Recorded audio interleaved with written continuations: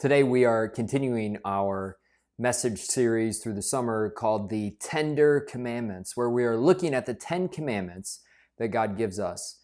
Now, you could actually split the 10 commandments into two pretty distinct groups. Commandments 1 through 3 talk about our love for God and what that means, and then commandments 4 through 10 talk about how we love one another as people.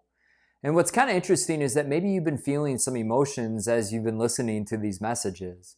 One of those emotions might be guilt or shame, wondering, man, I can't live up to the standards or the commands that God has given.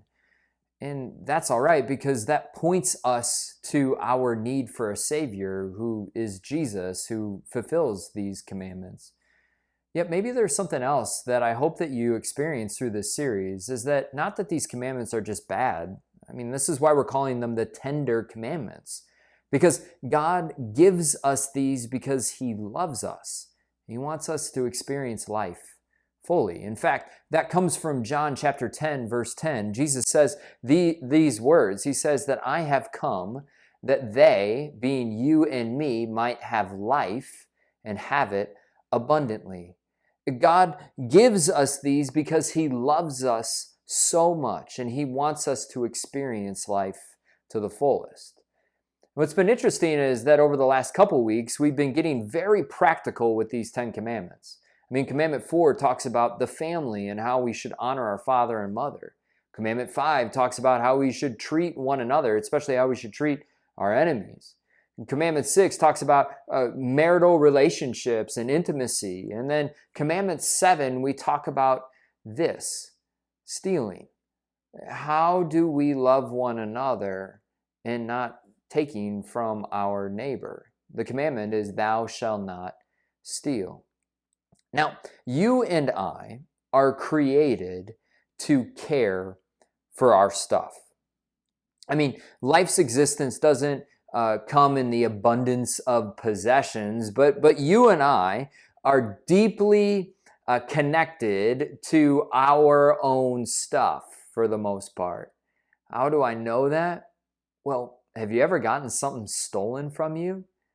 And if you have, you know how much it really frustrates you and becomes, I don't know, makes us kind of angry. For me, it happened a couple of years ago. I was out in Oak Brook meeting somebody for lunch, and we had a great meeting. It was a great lunch. I was super excited about it, and came back into my car. And in the back seat of my car was my bag, which typically holds my Bible, my journal, my iPad, and my laptop. And when I got back into the car, didn't think anything of it, drove home about a 20-minute drive, and I grabbed my bag out of the back seat and felt a lot lighter. And when I opened up my bag, I noticed inside there was my Bible and my journal, but my iPad and laptop and both of chargers for them were missing. And honestly, in that moment, I was so angry. I was mad because I was going to have to call my wife and explain to her what happened, and she was going to accuse me of not locking the doors, which is not true. I did lock the doors, all right, but more than that, I was frustrated. I was like, man, why would somebody stoop so low to do this? I mean, all the work that was on my laptop, the work that I was working for on the weekend for Sunday was on there. I was so mad and upset. My whole day was turned upside down. I had to go back out to Oak Brook and go to the police station, and they told me, well, we're going to check the cameras and see if we see anything, but chances are probably not. I mean, we absolutely hate it when somebody takes our stuff.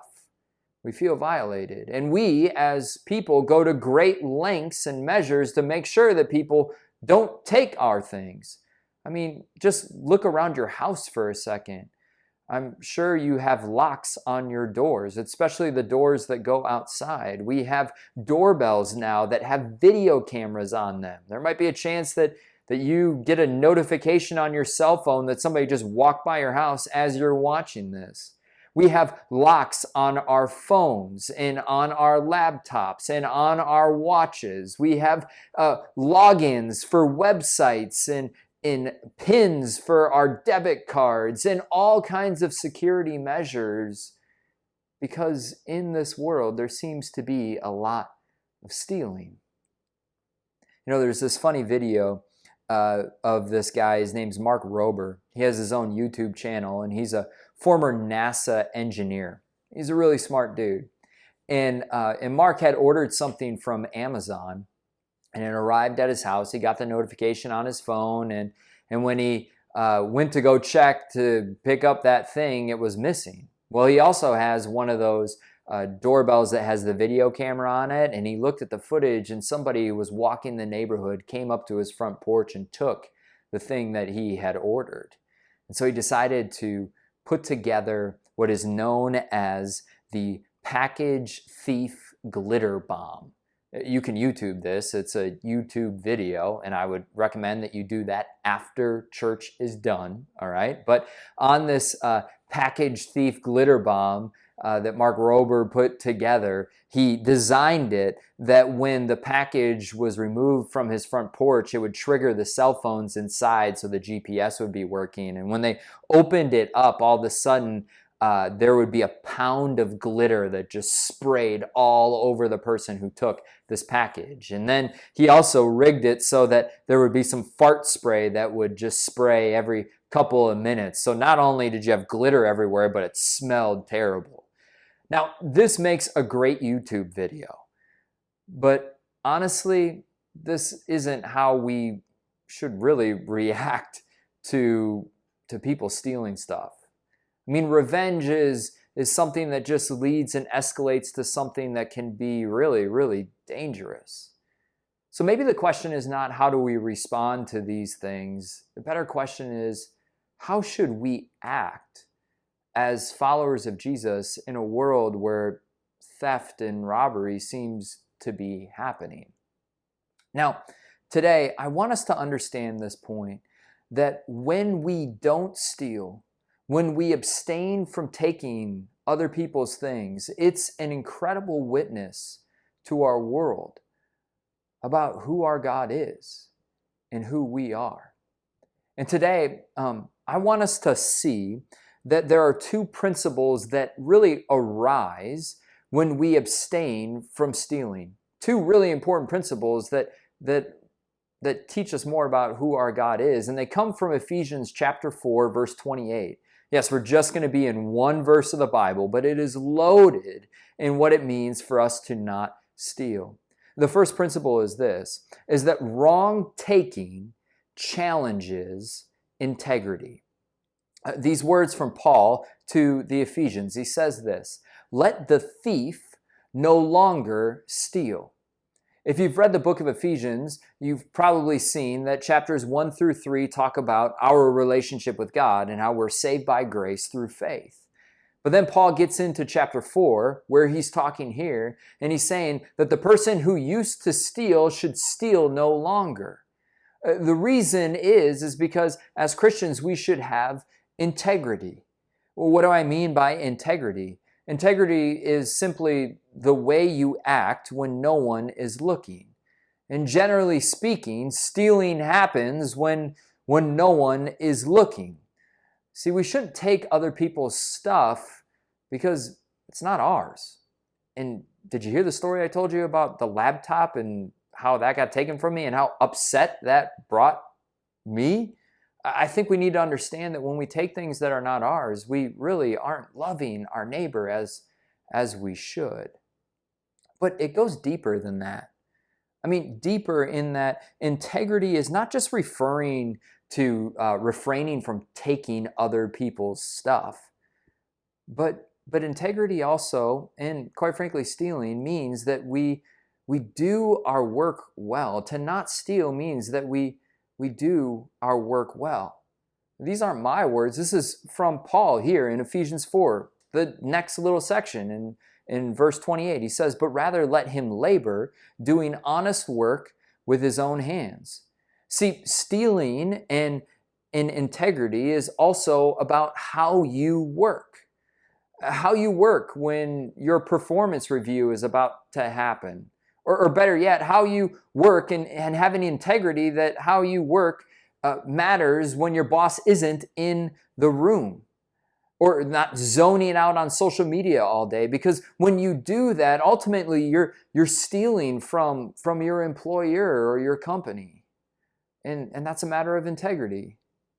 Or stealing is not just working well, but it also means that we shouldn't take advantage of somebody in a dishonest way. We shouldn't be putting our neighbor in harm. And stealing isn't not just refraining, but it's really us understanding that we have to do our jobs well, the jobs, the vocations that God has given us, that we do that to the best of our ability. So having integrity means that we don't take from our neighbor, but we also work well, because when we don't steal, it's an incredible witness to our world about who our God is. The second important principle that arises when we don't steal is this: that wrong keeping challenges generosity. Again, Ephesians 4:28. He says this, Paul says, so that he may have something to share with anyone in need. This is maybe a really hard truth to come to, but we have to recognize that the things that we have are ultimately a gift that has been given to us. The fundamental truth that we believe as Christians is that all that we have is really something that God has given to us. I had somebody share this with me one time, and it just stuck. They said that we are more of a trustee or a steward of the things that we have instead of an owner of the stuff that we have. Well, what do we mean by that? A trustee is somebody who has been given power to administer the stuff that they have been given. See, the things that we have aren't just for our benefit. We're called to bless others with our stuff. I saw this firsthand with our first house that we bought. Gretchen and I, we were living in Knoxville, Tennessee, and we didn't have any kids yet, and we were blessed to be able to afford to buy a home. And this is a picture of it right here. I love this home. I mean, it had all of the bones, the skeleton was all there. There was just a bunch of like little exterior work and stuff that could be done, and we got to make it our own. And if you look on this picture, around the back there was this screened-in patio. And I'll show you another picture here. I wish we had a before photo of what this patio looked like, because all the screens were broken and it was dirty and all sorts of stuff. And one weekend for 2 days, Gretchen and I, we worked hard just pulling off those screens and redesigning it. And this spot became my favorite place in the whole house. I mean, it was something that I enjoyed to go out and read and things like that. But I also began to like feel this pride of that this is mine and I've made it better. Just something that we should do with the stuff that God has gifted us. We should be proud and use it to the best of its ability. Yet also I began to find that I enjoyed it more when I started sharing it with other people. I shared this patio with others. And this truth of being a trustee instead of an owner became real to me when the day came when we sold this house. We were moving to St. Louis to go to seminary, and I remember living there for only a couple years and just got to see the real truth that, man, I'm really a trustee of the things that are given to me. Yes, I know my name was on the title, and technically the bank really owned it because they had a lot more money in it than me, but really I'm a trustee of the things that I have. And I should use that to bless other people. And speaking of generosity, though, it's important for us to understand that we should be generous with the things that we have, but also that we're willing to ask for help when we need it. That's why on our website, tlc4u.org, where you go to the COVID page, you'll see a little section there that says give help and get help. And I want, if you feel just led to bless somebody or bless this ministry, you can do that in that space. But also, I want you to know that if you're in need of help, I pray that you would be willing to reach out, and that we as a church won't won't abuse you or use you in a wrong way or anything like that, or we really want to walk with you in this journey, that if you're in need of some financial help, maybe paying a bill or just a car issue or thing that's going on, we have a thing called the Samaritan Fund, and we would love to bless and help, because we believe that being generous means that we walk with one another in this journey. See, here at Trinity, we talk about generosity a lot. And you're saying, of course you do. That's how the church makes money. And maybe that's somewhat true, but honestly, I mean, if this was all about making money, we would just be nickel and diming everybody. We'd be charging you to watch this right now.